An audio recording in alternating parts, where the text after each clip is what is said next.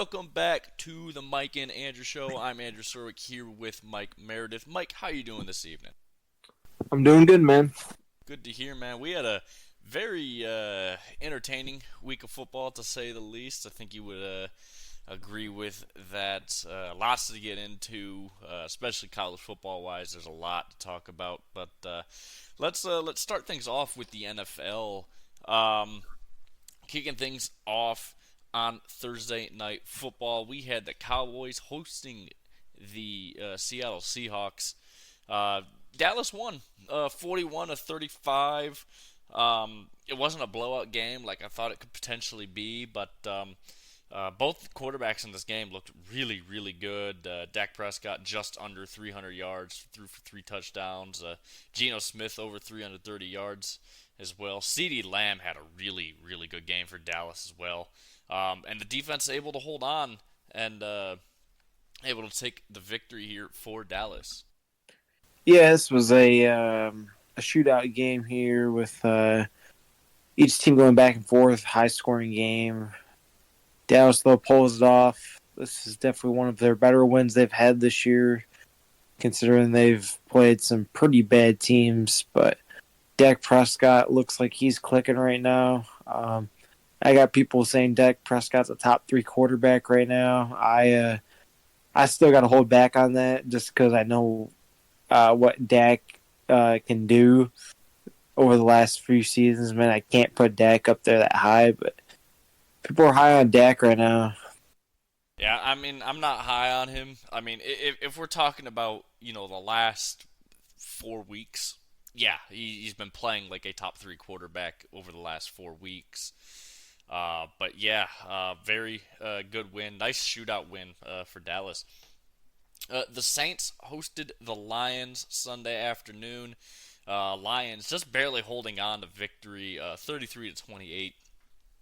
Lions went up big early, 21-0 at the end of the first quarter, and then the Saints clawed themselves back into this game. Jared Goff didn't have any, bad turnovers in this game, which was always good to see, but the defense just couldn't hold up after the first quarter, man. It was like something just switched, and they just could not get or could not stop the Saints, and the Lions just barely had to hold on in this game. Yeah, this game was crazy because I thought this would be the game where they finally get their dominant win. They haven't had a dominant win all year. The only game you could maybe say was against the Raiders when they beat the Raiders, but even I'd then say the offense the wasn't first looking that the first Green Bay good. game, I'd say they definitely dominated Green Bay in the first game. Yeah, yeah, that's definitely one that you could say. I don't know. I mean, I was looking for the Lions to have like a 30-plus point win, like dominant, just like complete blowout win, and it looked great at first. I mean, they played amazing, just scoring right away, getting an interception, scoring, and running it up, and then they had 3 and out after they got it going up 21-0, and from there they just really couldn't do much at all after that.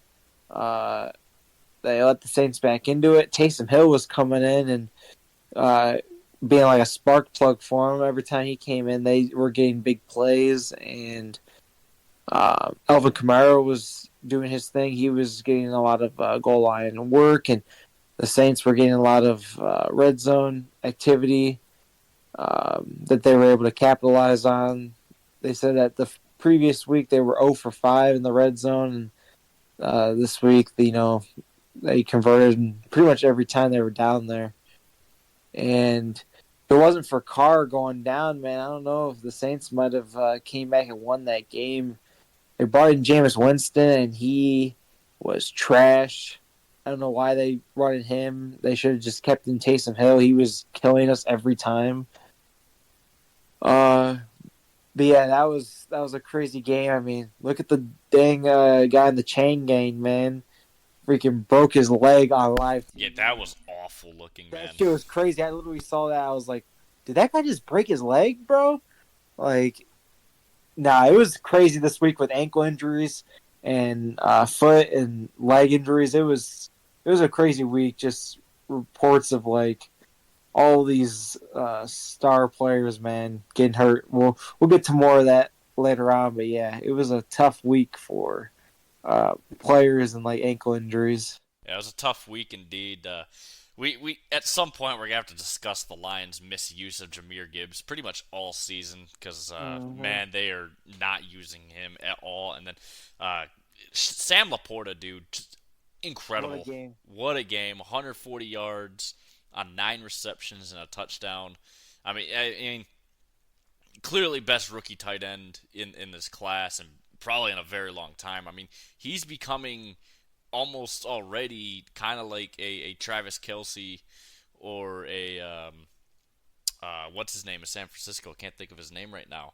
George Kittle. Yeah, George Kittle. He's almost becoming that old reliable tight end that we need, and I'm loving what I'm seeing out of him, man. He's usually tight ends don't come into the league this good right away. It takes a couple years to develop, but man, he's looking really good. Uh, Speaking of really good, this game was the complete fucking opposite of it. The Patriots hosted the Chargers. The Chargers win it 6-fucking nothing. Um, horrible game for both teams. I thought this was gonna be LA blowout, but yeah, just terrible game from both sides. Bailey Zappi looked horrible. Justin Herbert didn't look all too great. Um, the LA offense just could not move the ball against this really bad New England defense. But LA just getting 2 field goals, and that was clearly enough to win the game. Yeah, I saw a statistics showing. I think it was since like 1938 that teams that had scored or held their opponents under 10 points in 3 consecutive games and lost every time, which is what the Patriots have done these last 3 weeks.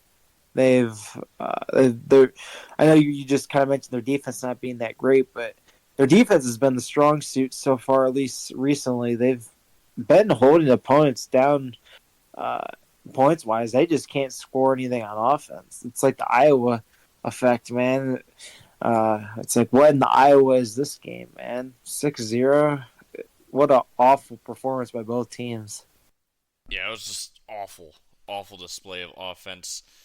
The Steelers hosted the Cardinals. The Cardinals pulling off the upset victory here, 24-10. Um, this was not a good game for Pittsburgh. They've been up and down really all season. Um, Mitchell Trubisky was in for Pittsburgh. Uh, it was just a mess all over the place for Pittsburgh. Kyler Murray didn't have the most spectacular day. I mean, he went 13 for 23, which is not terrible, but he threw for less than 150 yards. But Arizona getting a nice win here over a pretty decent sized favorite in Pittsburgh. Yeah, Kenny Pickett went out hurt, and that right there kind of opened their chances to losing this game from the Cardinals here. And Steelers, man, you see they win all these close games, and then Pickett goes down, and they can't even beat the Cardinals. No, they can't even beat the damn Cardinals, who are just absolutely terrible. The Titans hosted the Colts. The Colts take it in overtime, 31-28. I picked I picked Tennessee to win this game, but Indy was able to pull off the W. Gardner Minshew actually had a pretty decent game, throwing for over 300 yards. Will Levis looked absolutely horrible. I don't honestly know how this Tennessee offense was even in this game outside of Derrick Henry being an absolute beast this week. But Indy able to hold on in overtime. Um, yeah, Indy gets the W. Yeah, I figured this game would be close. I think I was kind of going with Tennessee as well, but I kind of also wanted to pick Indy just because they've been doing somewhat better this year. I can't believe Indy's got 7 wins now, though. So crazy to see this team and what they're doing.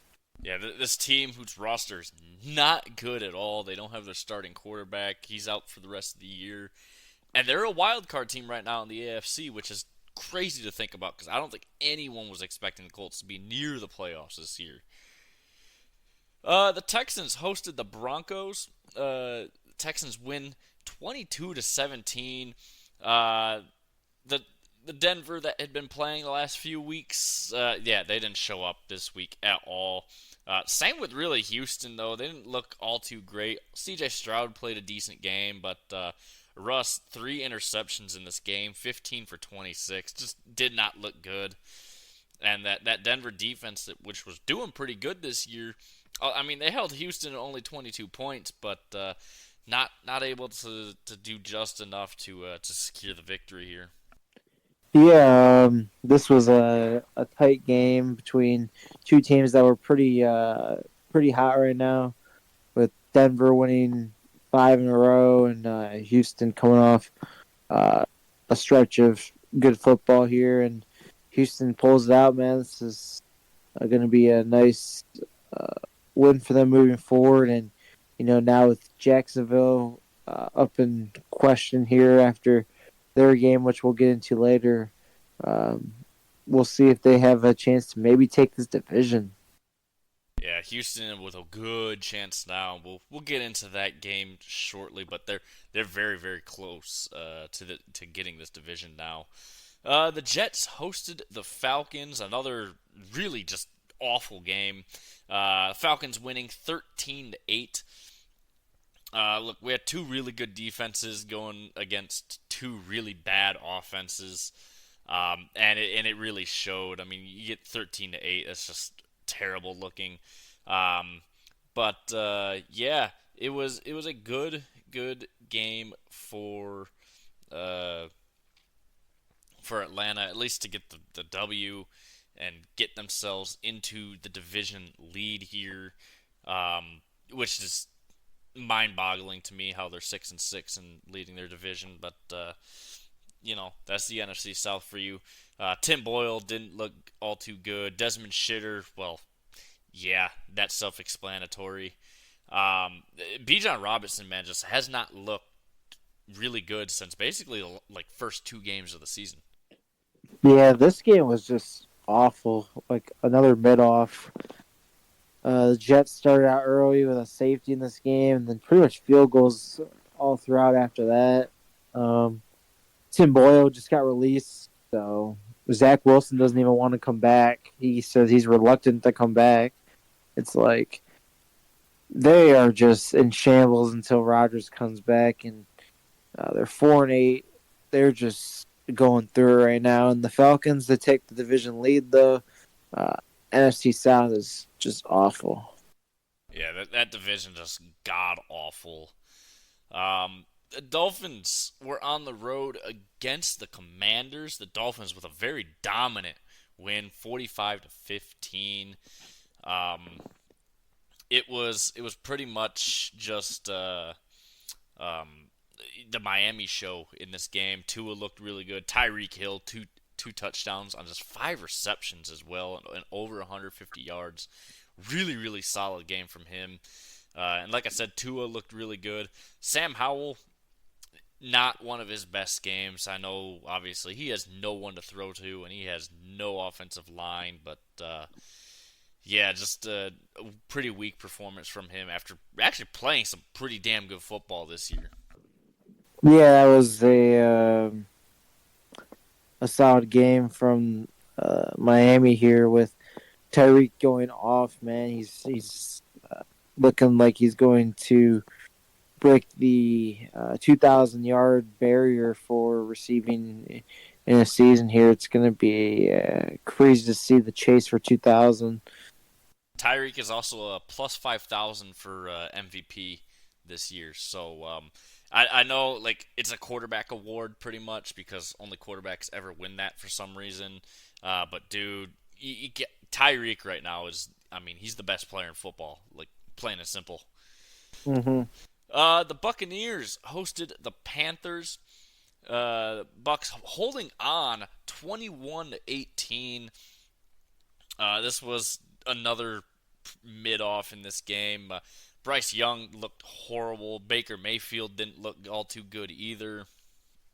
Um, yeah, just pretty terrible game. But Carolina almost had a chance to beat Tampa Bay here, which would have just been hilarious for the memes if they did. But Tampa Bay able to just hold on and get a nice victory here.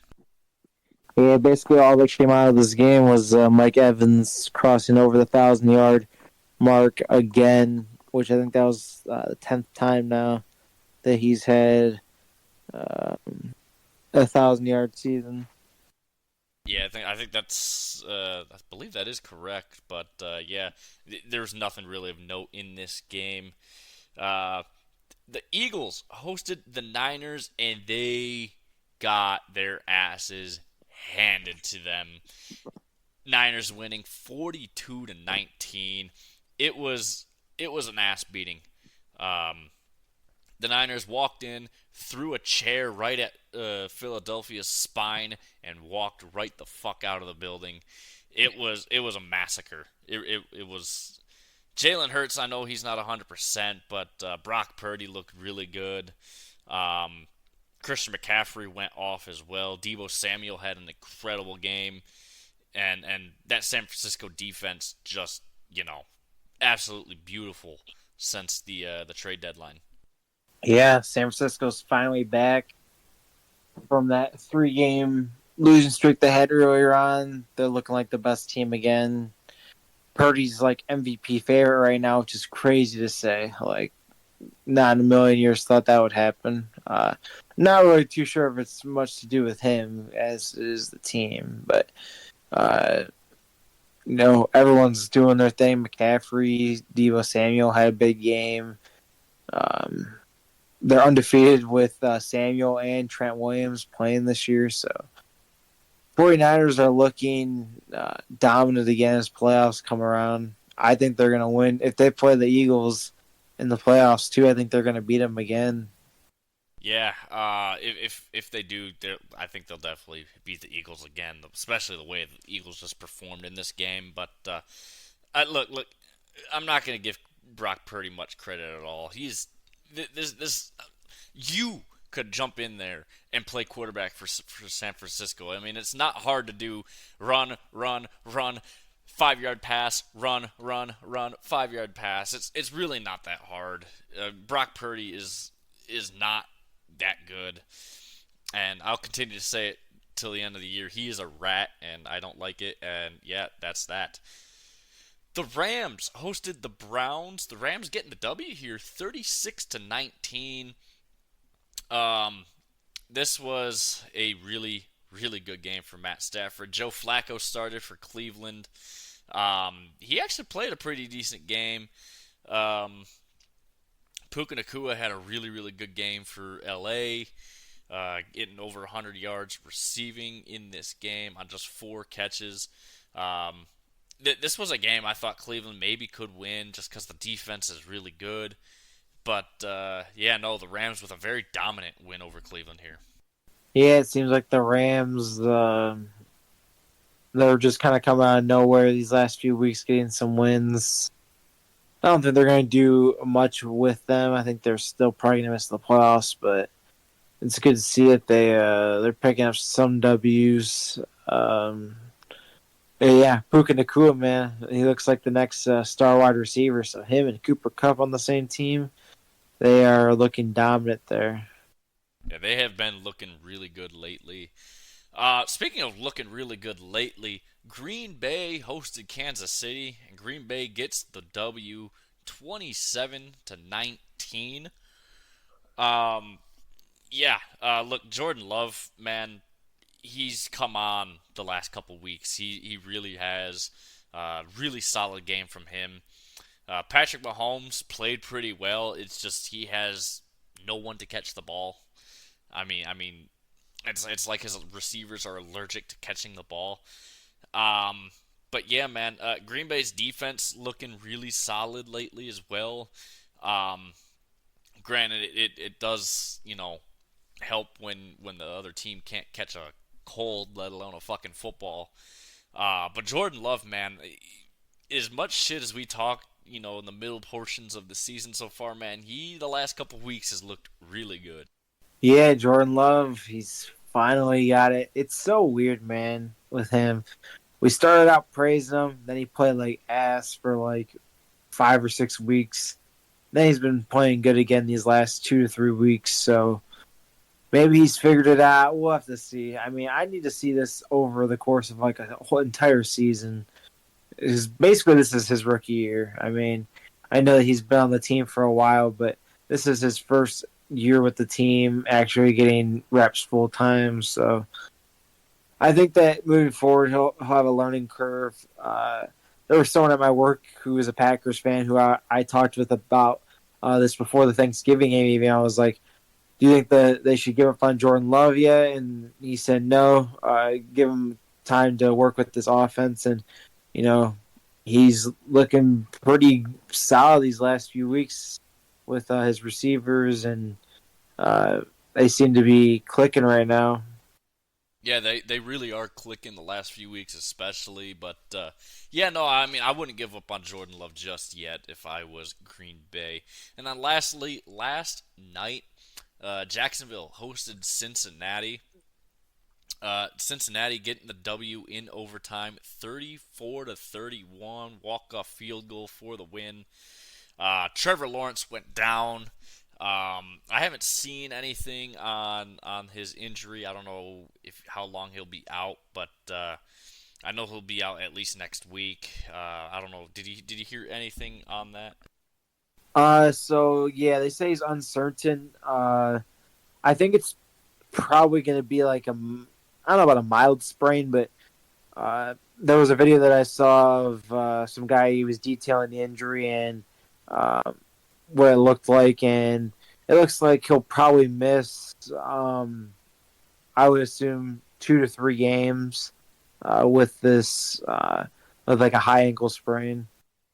Okay, yeah. So yeah, I figured he'd be out at least this week, probably next week. He might be back in 3 weeks from now, but we'll see. But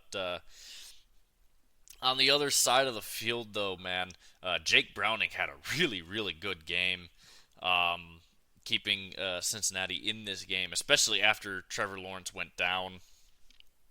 But yeah, otherwise a good game, a good win for Cincinnati, a much needed win. But Jacksonville now, no Trevor Lawrence.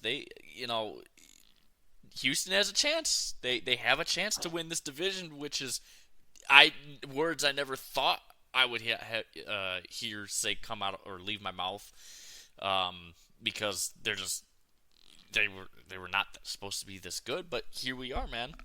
Yeah, Crazy what the NFL is. So that wraps up your games for the NFL this week. So we're gonna get into the power rankings now. So staying at number 10 is the Cleveland Browns. Yeah, they had a loss, a pretty embarrassing loss, 36-19 to LA. Joe Flacco just stepped in, and he actually played a pretty damn good game overall, but Cleveland's offense couldn't necessarily do a whole lot despite Flacco having a pretty good day. But that defense did not look good against this pretty average Rams offense. yeah. I'm not sure if I'd keep him in the top 10, uh, but I feel like at the borderline, still fine. They've been hovering around that 8 to 12 border all year round. So uh, Browns, like I said, they've been there pretty much all season. Yeah, I mean they're a borderline top 10 team for me, but I mean considering who's below them, I might say yeah, this 10 spot might actually be a pretty good fit. Moving up 2 spots into the top 10 is the Houston Texans. Um, Good win over the Broncos this weekend. Um, they lost Tank Dell, um, early this season, and but they have been still a really, really good football team, and they just ended a 5-game winning streak for Denver, who was red hot, for those 5 games out of nowhere. But a nice victory, and now with Trevor Lawrence out, they have a chance to claim victory or claim the lead of this AFC South. Yeah, the Texans are looking good, and definitely right now I would put them over the Browns. They are one of the better teams, man. They're looking pretty good. Speaking of Jacksonville, they moved down one spot to number 8. Big loss, obviously, to Cincinnati. Not, nothing went well for Jacksonville, especially after Trevor Lawrence went down. Um, but it was not a good loss to take, especially to a Cincinnati team that doesn't have their starting quarterback the rest of this year, as far as I'm concerned. That said, they still can prove me wrong, but without Trevor Lawrence, man, I don't know how this offense is going to move forward. Yeah, this offense, man, I'm not sure what they're going to do right now. It's going to be tough next few weeks, but we'll see how they do.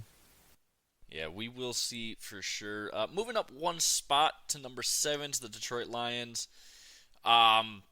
This is the best record they've had since 1962 to start a year. Really good way to start the year, but they haven't looked all too great lately. There's a lot of injuries now. I mean, I saw Aline McNeil is out for at least the next 4 weeks for Detroit. He's on the IR, and he's the best defensive tackle that the Lions have, and according to PFF, he's the 5th best defensive tackle in the league, which is obviously a huge blow to the Lions defense, who's already without Branch and Anzalone. Frank Ragnall's out, and they're going to go into Chicago this week, man, where it's supposed to snow. Jared Goff outside, it is a thing. He is absolutely horrible when he's not in a domed stadium. Yeah, man, it is not gonna look good for Detroit, but they are definitely a top 10 team still. But things just aren't looking good for Detroit at the moment. Yeah, Detroit, man. Hopefully they can get really hot here at the end towards the playoff time and prove to everyone that they are legit. Because I feel like the record is really good right now, but like you said, they haven't been dominating teams like San Francisco or even the Eagles were. Just, I feel like a lot of people aren't taking them as seriously as they could be right now. So hopefully they can show up, beat Chicago pretty handily, and continue from there. Yeah, it's gonna be tough in Chicago, and they already almost lost to Chicago too, which not good. And like I said, Jared Goff outside is a thing. He is terrible when he plays outside. Moving down 2 spots to number 6 is the Kansas City Chiefs after embarrassingly losing to Green Bay, who might just be coming on at the right time because Green Bay's they're in the wild card hunt now. And yeah, Kansas City did not look all too great this weekend. Terrible game in terms of receiving.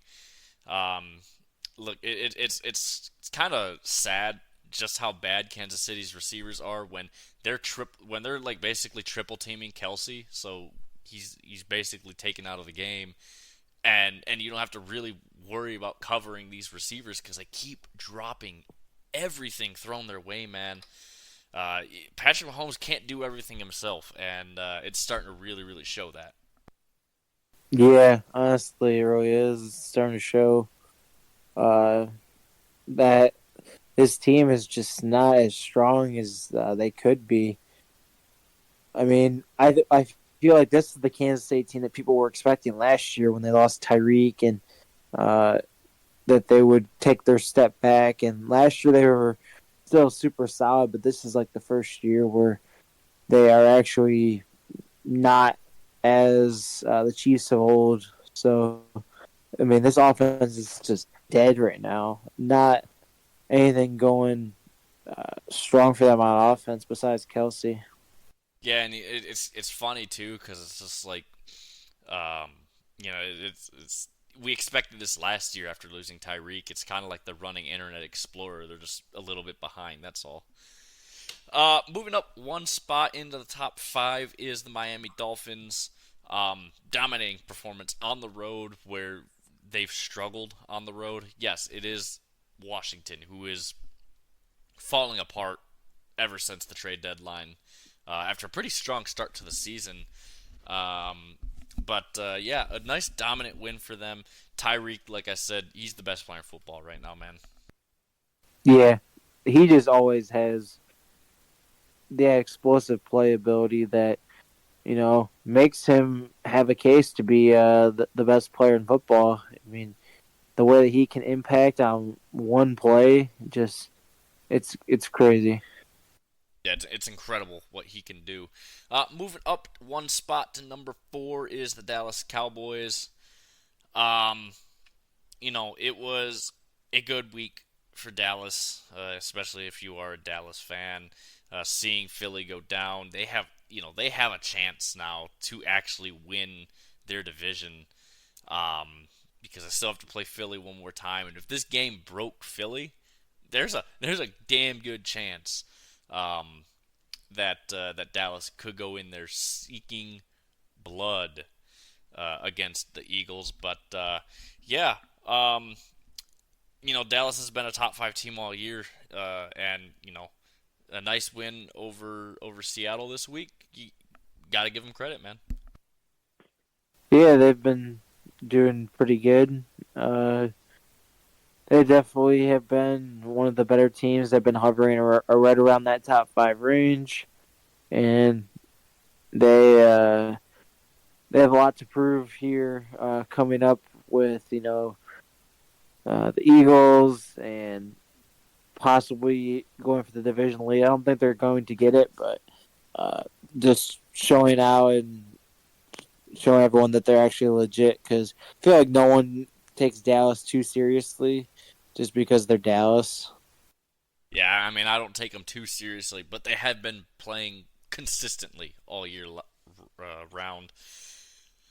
Moving down two spots to number three, Philadelphia. Like I said earlier, it was just a chair straight to the spine of Philadelphia, and San Francisco ended up walking out of that building just absolutely dominant from San Francisco.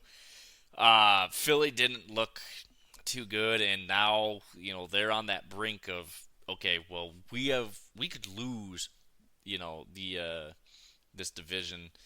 Um, but yeah, no, it was just not a good game from Philly. The defense could not do anything to stop San Francisco. It's what happens when you have a healthy Christian McCaffrey and a quarterback who only has to throw 5 yards down the field. But yeah, Philly's been a top five team all year. I'm pretty sure they'll bounce back after this, though. But yeah, not the best of weeks for them. Yeah, they'll bounce back for sure. Staying at number two is the Baltimore Ravens. They're on a bye week this week, but you know I still think might be the best team in football right now. They're top. They're on top of the AFC. They've been dominant pretty much every single game since I think week 5 or week 6. Really, ever since they played the Lions, it's just been straight up dominant. Um, so yeah, keeping them at two, completely agree with here. Yeah, I mean, not much to say. They didn't play this week. And then lastly, moving up 2 spots back to number one, where they were for the first 5 weeks of the season, is the San Francisco 49ers. Um, we just talked about it. Dominant over Philly. Straight up dominant. I think they played that game again. It is, again, a San Francisco blowout. I mean, they had everything done correctly. Their offense looked really good. The defense just incredible. That addition of Chase Young has really, really worked for San Francisco. Yeah, and then the one thing I like about San Francisco right now is they're actually winning the big games of the year, and they're winning them big. I remember when that Dallas game was hyped up as a huge game for them, and they blew them out. Same thing with Philadelphia. They're taking the tough opponents and really showing why they are the best team. Yeah, they really, really have, man. So that wraps up your weekend for the NFL. So we're not going to move over to college football, and boy, we have a lot to cover here. But first, we're going to get into the conference championships. So Friday night, we had the Pac-12 championship. It was Washington, number 3 Washington versus number 5 Oregon. And Washington just barely holding on, 34-31. Look, I feel like if Oregon played football in the first half of the game, they probably would have won this game. That was a very good second half from Oregon on both sides of the ball, but they couldn't get a late stop, and it ended up leading to a Washington W here. But yeah, very, very, very great game to send off the Pac-12. Yeah, it was a bittersweet moment for the Pac-12. Washington, they doubled down and beat Oregon twice. I mean, they deserve to get in, man. It was a nice statement win for them, and like we said, for these teams that were already at the top, all they had to do is win and get in, except for one team, which we'll talk about when we talk about the selection for the teams. 'Cause apparently, if you did win, you weren't automatically in. But yeah. Yeah, we'll talk about that in a minute, but yeah, sad Seminole noises. Um, Number 24, Liberty hosted New Mexico State for the Conference USA Championship. Liberty gets a nice win here, 49-35. I didn't watch this game, frankly, because it's the Conference USA, so I don't give a shit. But yeah, they remain perfect for the year, and now they have a chance to even stay more perfect with a bowl game. And then Saturday, we had lots to cover. We're going to go over the not so no one cares about conferences first. With the Mountain West, we had Boise State versus UNLV. Boise State wins 44-20. Again, didn't watch this game, but nice, win for Boise State. Yeah, I mean, I think we were both taking UNLV, but I liked Boise State. I think they had a good chance, and they came up with the domino win. I think you took Boise State last week, and I took UNLV, but it is what it is. For the MAC championship, Miami of Ohio upsets Toledo 23-14. I did watch some highlights from this game. It was in Detroit, of course. Pretty dominant game from Miami overall. They were able to, hold that Toledo offense, which had been really, really good all year. To only 14 points. But good win for Miami of Ohio, beating the best MAC team by far over the last few years, especially.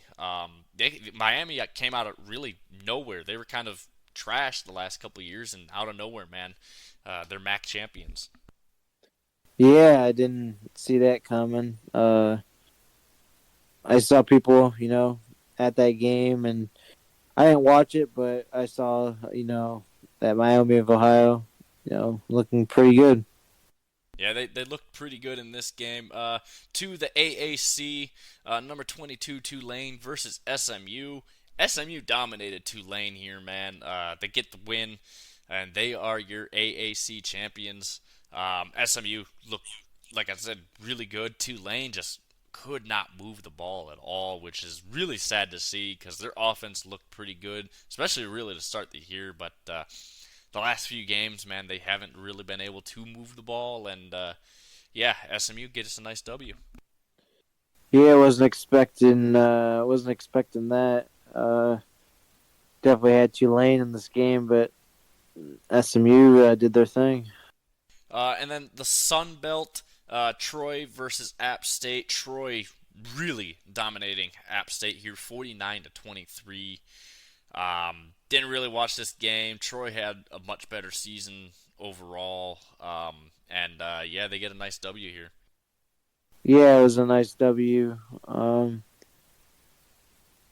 It's the Sun Belt.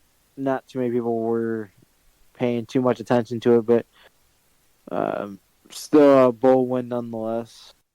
Yeah. Championship, I mean. Conference championship. Yeah. Yeah. All right. Now to the games that people actually care about and watched. The Big 12. Number 7 Texas versus number 18 Oklahoma State. Texas just absolutely blowing the doors off Oklahoma State, 49-21. I basically from the first play of the game, I was like, okay, Texas is winning this game because they came out, they exploded all over Oklahoma State. Quinn Ewers looked really, really good. 450 yards passing, 4 touchdowns. He did throw a pick, which it didn't look good, but it didn't matter because he was just absolutely dominant in this game, man. And yeah. Yeah, it was a really good win for Texas here, and they did their part. Again, we'll get into that doing your part thing, but Texas did their part this weekend.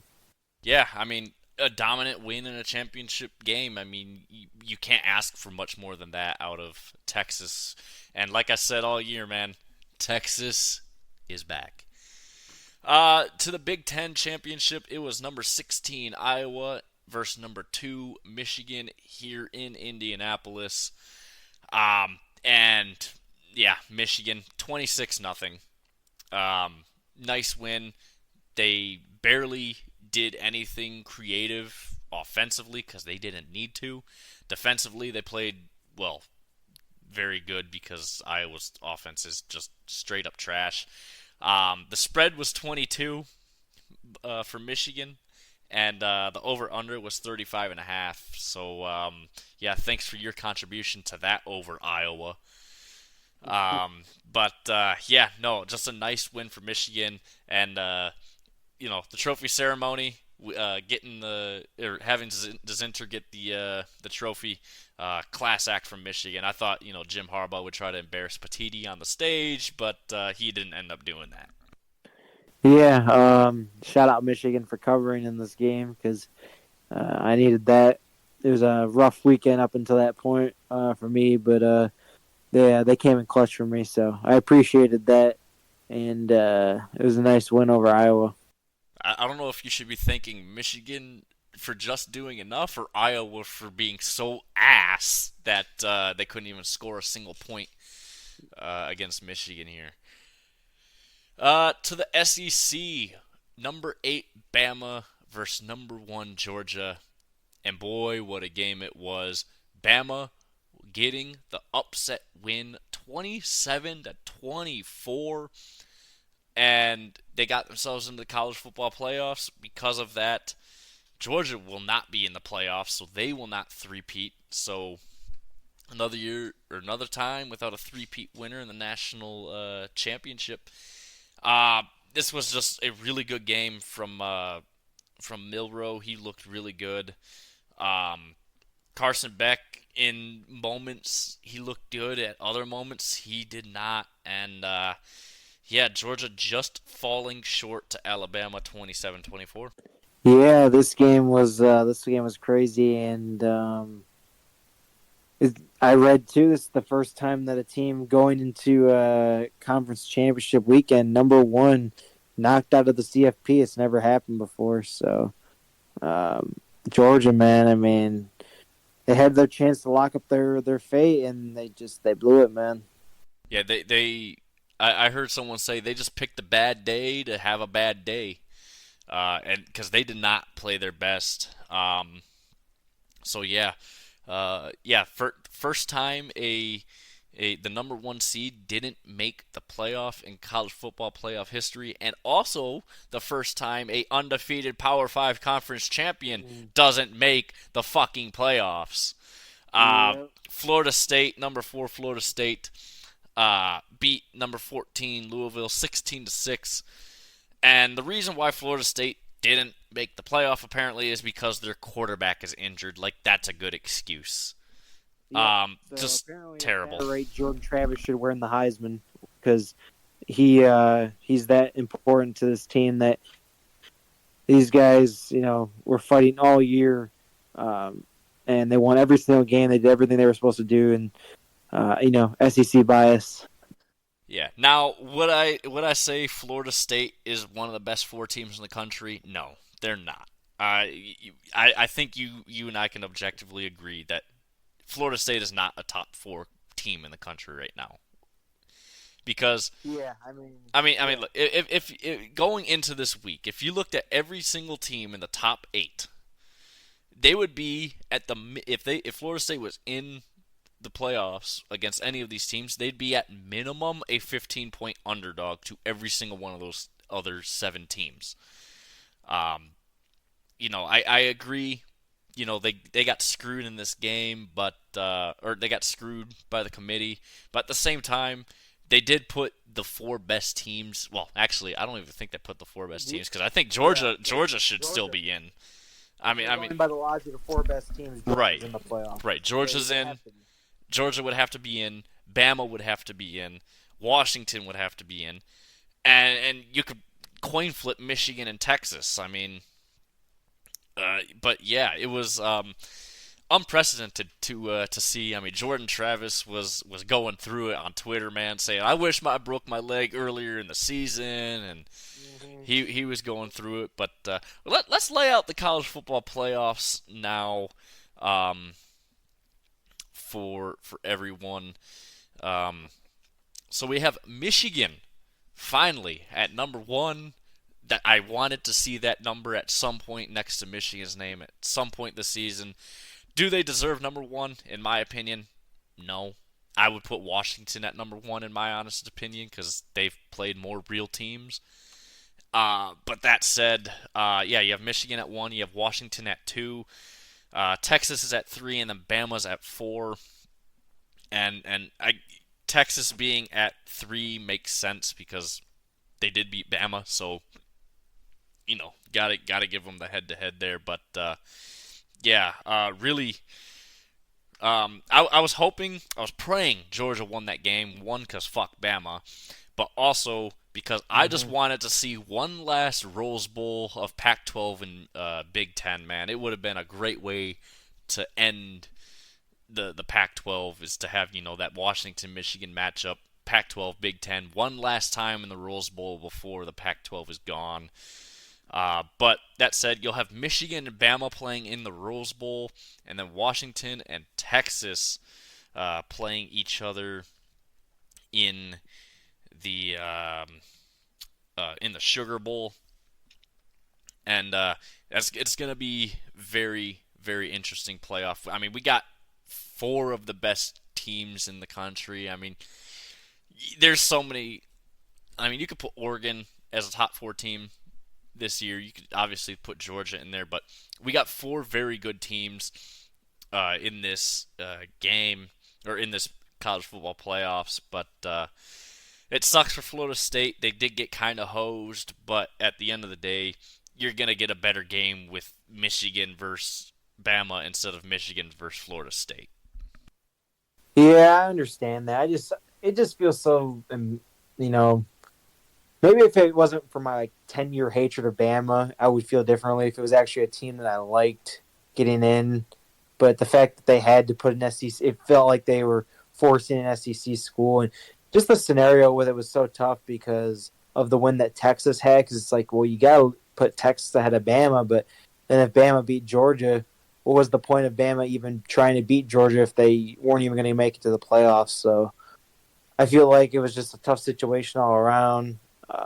I personally would have had Florida State in just because, they worked their ass off all year to win all those games. And I know that it's the 4 best teams and you want the dream matchups. But, the goal of college football is to win. And they went out there and they won every game. I know their schedule wasn't as tough as others, but I mean, look at everyone else. I mean, besides Georgia at the end of the year, did Bama play anyone decent besides Texas? And they lost that game, and they needed a prayer to beat Auburn.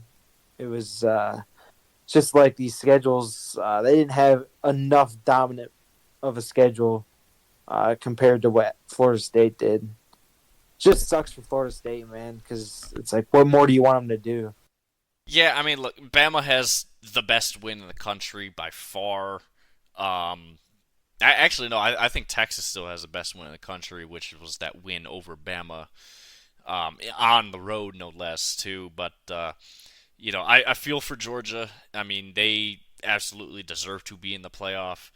Florida State, obviously, they got hosed here, but I'd much rather have a more competitive game. Yes, I would like the free square because anyone that played Florida State was automatically in the national title game. I feel like yeah, Florida State would have just been the free square to get there, but Michigan's gonna have to earn it. And my dream scenario is a Michigan versus Texas natty. Michigan winning, of course, because Michigan and Texas play each other in the non-conference schedule next year, and that's going to be in the Big House too. That's going to be a really really exciting game to watch. But this playoff, I mean, you got four really really good teams that all do deserve to be in there. Um, but yeah, man, this is gonna be a fun month leading up to these games here. Yeah, it's going to be a fun month indeed. Michigan last year they got the easier draw in TCU and they still lost. So this year with the selection, they looked pretty scared. So I mean, I think either way, whether it was Washington, Texas, or Bama, like I said, Florida State would have been the easy draw for them. But um, any of these teams are looking pretty good right now. So I don't think there was an easy pull of the four teams that made it. No, it's not an easy poll for anyone. Like I said, if Florida State made it in, it's the free square for Michigan because look, TCU last year, Michigan was just I believe it was 6.5 point favorite. Florida State, they would have been a 16.5 point favorite, which is wildly different. But yeah, man, it's gonna be exciting. Bowl season is finally upon us. This week we're gonna have the Army Navy game, which is I always watch that game, even though it's a snooze fest most of the time. But it's always a good game to watch still at times. That said, man, um, we have a lot to look forward to. We'll talk about all the bowl games as they come through the weeks to us. Um, and man, we got to talk about the transfer portal too, man, because there's a lot that happened with the transfer portal opening up yesterday. We could talk about that more on Thursday. So, Mike, you have anything else before we get going here? No. So it was a crazy weekend for football this week. We'll talk more like transfer portal. Maybe try and incorporate some NBA stuff. The in-season tournament's been fully underway now and starting to get down to the finals. So we'll talk about that as well. Maybe touch on some other topics that come up as well, and then of course the previews. Yeah, we have a lot to talk about still. Obviously, NFL season, we're still in the middle of that. College football is coming to a close here, but we got a lot to talk about still with that, especially, like I said, the transfer portal and all that fun stuff, and bowl games, of course. But that said, everyone, rate, review, subscribe, help us out, let us know, hey, we want to hear more of this, or we want to hear more of that, or whatever. Just help us out, and yeah, thank you guys so much for listening, and we will see you guys on Thursday.